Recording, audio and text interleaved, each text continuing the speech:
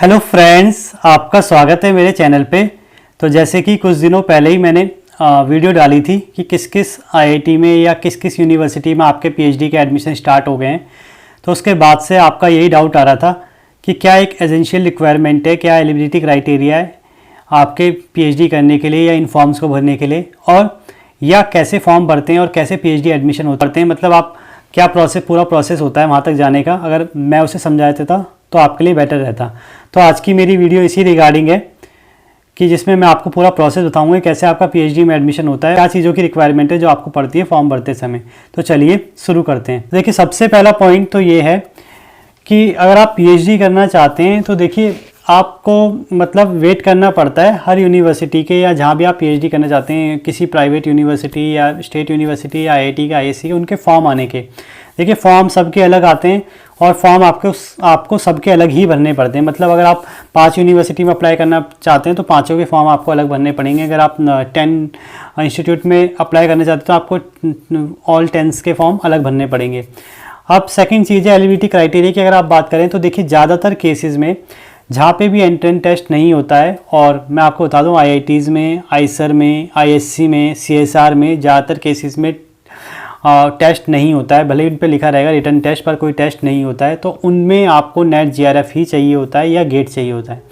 और आप पूछते हैं क्या गेट से भी हो जाता है, नेट से भी हो जाता है, या नेट जीआरएफ से भी हो जाता है। तो हाँ, तीनों कंडीशन में आपका हो जाता है, पर सबसे बेस्ट कंडीशन है कि आपके पास नेट जीआरएफ होना चाहिए। सेकेंड कंडीशन आपके पास है कि आपके पास नेट प्लस गेट होना चाहिए। थर्ड कंडीशन आपके पास है, आपके पास गेट होना चाहिए, उसकी रैंक बहुत अच्छी होनी चाहिए। रैंक मतलब आपकी 200 से नीचे, 100 से नीचे होनी चाहिए। इन दोनों को आप सेम कंडीशन मान लीजिए, सेकंड और थर्ड को। और फोर्थ कंडीशन, लास्ट कंडीशन, अगर आपके पास सिर्फ गेट है और उसकी रैंक आपके पास 2000 के लगभग या 1500 प्लस है तो आपका एडमिशन हो सकता है। पर ये थोड़ी लीस्ट कंडीशन है। एडमिशन हो जाता है, ऐसा नहीं कहूँगा आपका बिल्कुल नहीं होता, पर थोड़ा सा ये है कि आपको मतलब फॉर्म थोड़े ज़्यादा भरने पड़ते हैं। और आईआईटीज़ और एनआईटी भी आपको चुननी पड़ती है कि आप किस में फॉर्म भरें। ज़्यादातर अगर आप पीछे वाली एनआईटी या पीछे वाले आईआईटीज़ में फॉर्म भरेंगे तो आपके होने के ज़्यादा चांसेस होते हैं। तो कहने का मतलब यही है कि आपके पास ये तो होना ही चाहिए, नेट, गेट, जीआरएफ, तभी जाके आप इनका फॉर्म भर सकते हैं। बाकी जिन यूनिवर्सिटीज़ में एंट्रेंस मांगते हैं वहाँ पे आपको इनकी ज़रूरत नहीं होती, पर वहाँ पे आपको बताऊँ फेलोशिप भी बहुत कम मिलती है और उनके एंट्रेंस में भी सीटें बहुत कम होती हैं।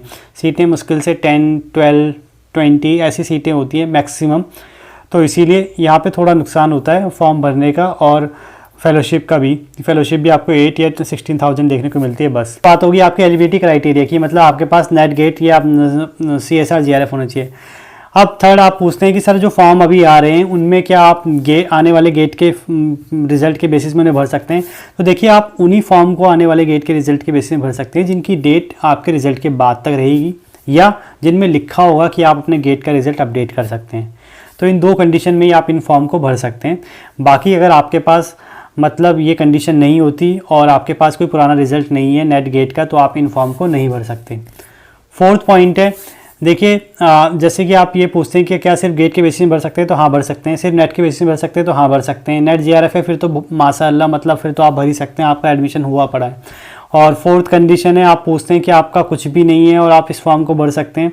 तो देखिए, आप फॉर्म तो भर सकते हैं, पर मुश्किल है कि आपको शॉर्ट लिस्ट किया जाए इंटरव्यू के लिए। फिफ्थ कंडीशन एक और है कि आपके पास कोई भी अदर्स फेलोशिप हो, इंस्पायर या कोई भी अदर टाइप्स की फेलोशिप हो, तो भी आप फॉर्म को भर सकते हैं, क्योंकि फेलोशिप वालों को वो कंसिडर करते हैं। फिफ्थ पॉइंट है, आप बोलते हैं क्या रैंकिंग का फ़र्क पड़ता है इन इंस्टीट्यूट में। तो देखिए, रैंकिंग का कोई फ़र्क नहीं पड़ता है, आपके पास सिर्फ फेलोशिप होनी चाहिए अपनी। रैंकिंग का फ़र्क आपका सिर्फ गेट में पड़ सकता है कि गेट में आपकी अच्छी रैंक नहीं है, अगर 500 से नीचे नहीं है तो आपको फ़र्क पड़ेगा।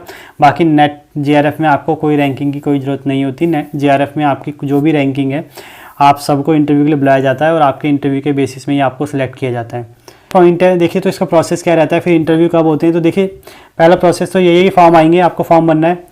सेकंड होगा, आपको इंटरव्यू के लिए कॉल लेटर आएगा या आपकी लिस्ट निकलेगी डिपार्टमेंट की, जिसमें आपको बताया जाएगा कि आपका इंटरव्यू तब है और आप शॉर्ट लिस्टेड हो गए हो। तो देखिए, वो जो लिस्ट निकलती है वो जनरली फॉर्म के लास्ट डेट के 1 महीने के अंदर निकल जाती है, और इंटरव्यू भी आपके उसके बाद 1 महीने के अंदर हो जाते हैं सभी के, और रिजल्ट भी आपका 15-20 दिन में आ जाता है। तो मतलब कहने का मतलब ये होल प्रोसेस आपका 3 मंथ के अंदर कंप्लीट हो जाता है, या मैं तो ये कहूँगा कि 45 डेज़ में भी हो जाता है कईयों का, और ज़्यादा से ज़्यादा मैक्सिमम 75 डेज़ तक जाता है बस।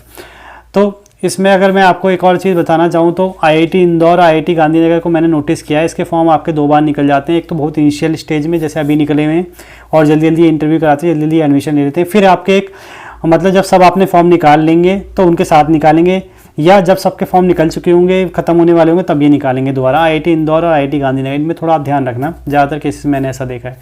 तो आप इनके फॉर्म भर सकते हैं, इनके इंटरव्यू यानी जल्दी होते हैं और जल्दी इसमें एडमिशन होता है अगर आपका किसी प्रकार का नेट गेट या कोई भी प्रकार की आपके पास फेलोशिप है। तो आप बात करते हैं कि सीएसआर में पीएचडी कैसे करते हैं। तो देखिए सीएसआर की मैं बार बार आपको बता चुका हूँ, ACSR करके उसकी वेबसाइट होती है, उसमें आपको रजिस्टर करना पड़ता है। तो उसी में ही आप CSR चुन सकते हैं कि किन 3 CSR में आप PhD करना चाहते हैं, और फिर उसके बाद आपके इंटरव्यू होते हैं, फिर आपका सिलेक्शन होता है। तो देखिए उसका लिंक क्या है, अगर आपको नहीं मिल रहा है तो मैं डिस्क्रिप्शन बॉक्स में दे दूंगा, आप वहाँ से उस फॉर्म को भर सकते हैं। और उस फॉर्म को भी आप तभी भर सकते हैं जब आप पे किसी प्रकार की फेलोशिप होगी या आपके पास नेट गेट होगा।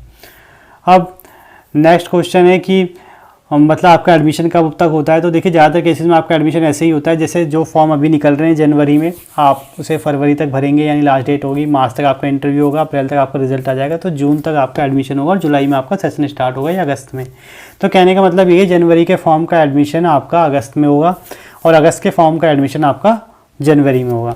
तो यानी आपके ये 2 टाइप के सेशन चलते हैं, समर सेशन, विंटर सेशन भी कहते हैं। तो अगर मैं ओवरऑल आपको समझाना चाहूँ तो आपके लिए यही है कि आप पहले किसी एक अच्छे एग्ज़ाम को निकाल लीजिए, उसके बाद अपने मन पसंदीदा इंस्टीट्यूट चुन लीजिए 5-7, और फिर उनके फॉर्म भर लीजिए और फिर वहाँ इंटरव्यू दीजिए, और उसके बाद जहाँ भी आपका सिलेक्शन होता है, चाहे 2-3 जगह होता है चाहे एक ही जगह होता है, उस हिसाब से आप सबसे बेस्ट को, जो आपके लिए बेस्ट रहेगा, उसे चुन लीजिए। तो ये एक पूरा ओवरऑल प्रोसेस रहता है, ऐसी कोई दिक्कत नहीं है। मेन दिक्कत बस यही है कि इंटरव्यू अच्छा देना है, ऐसा कोई भी चीज़ नहीं जो आपको पता नहीं चलेगी। बस प्रॉब्लम यही होगी कि आप इंटरव्यू कैसा दे रहे हैं और जो ये टाइम आपको मिल रहा है इसमें आप इंटरव्यू की प्रिपरेशन कर रहे हैं या नहीं। तो मैं यही कहूँगा आप इंटरव्यू की प्रिपरेशन करिए, और कैसे आपको प्रिपरेशन करनी है उसके रिगार्डिंग मैंने ऑलरेडी वीडियो बना दी है, उसका लिंक भी मैं आपको डिस्क्रिप्शन बॉक्स में दे दूँगा, आप उसे देख लीजिएगा। बाकी इसके बावजूद अगर कोई भी डाउट अब आपको है तो आप मुझे मेल कर सकते हैं या कमेंट बॉक्स में कमेंट कर सकते हैं। Thank you.